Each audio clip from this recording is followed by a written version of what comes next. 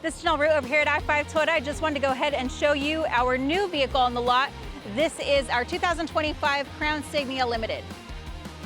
So this vehicle features a 360 view panoramic view monitor, which means you have a camera in the back, camera in the front, and a camera on both sides of your mirrors. So in order to access your 360 view camera, you're gonna go ahead and push the view button down here.